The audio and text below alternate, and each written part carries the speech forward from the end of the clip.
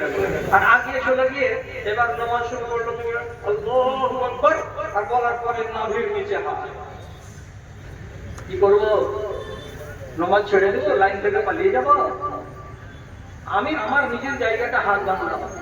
আর হানাফি ইমামের পিছন দিকে দিল চাই না, তবুও নামাজটাকে পড়ে নিলাম। কেন করে নিলাম? আমি ইশারাতে করলাম, উনি আমাকে ইশারা করলেন, লোক ছেড়ে দেন, এটাই মাসলাহাত, নামাজটা আমাদের বাতিল হবে না, সওয়াবটা কমে যাবে। এই নাকারা ইমামের পিছন দিকে হানাফি মাসলাকের মত অনুযায়ী আমরা নামাজটা পড়ে নিব। কি করব? ওইখানে মাগরিবের নামাজ আর ইশারের নামাজকে হানাফি ইমামের পিছন দিকে পড়ে নিয়ে আমরা শেষ করলাম। বাবা, এটা কি আপনার জাত চলে যাবে? এটা আপনার ঈমানটা কি নষ্ট হয়ে যাবে? আপনার পুরো নামাজটা কি বরবাদ হয়ে যাবে? জি না। আপনি সুন্নাতকে যদি ত্যাগ করে থাকেন, একটু সওয়াব কমে যাবে। আপনি শুধু একটা যদি অঙ্গকে ছেড়ে দিয়ে থাকেন নামাজে, আপনার নামাজটাতে সামান্য একটু খালাল পয়দা হবে, কিন্তু নামাজটা আপনার কবুল হবে। পৃথিবীর যে কোনো মুফতিকে জিজ্ঞেস করবেন, তুমি একজন মুফতি এমন পাবেন না যে আপনাকে বলবে যে আপনার নামাজটা বাতিল।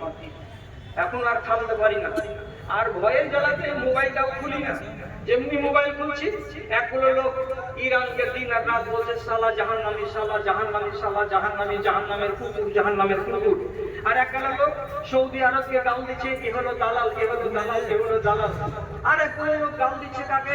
ইসরায়েলকে, নেতানিয়াহুকে গাল দিচ্ছে। আরে বাবা, বাংলাদেশের লোক, ভারতবর্ষের লোক এখানে বসে বসে যদি আমি মন্তব্য করি আর কাউকে জাহান্নামে ঘুরি, তো যদি জাহান্নামে ভরার থাকে তো আল্লাহ রাব্বুল আলামিন ধরবেন। তুমি যুদ্ধটাকে দেখো, এই ইরানের লোক হলো মুসলমানদের দুশমন, এই এক দুশমন, আর ইসরায়েল হলো এই এক দুশমন, মুসলমানের দুশমন। দুই দুশমনে লড়ালড়ি করছে, তো আমার বাবার কি, তোমার বাবার কি? তোমার যদি খুব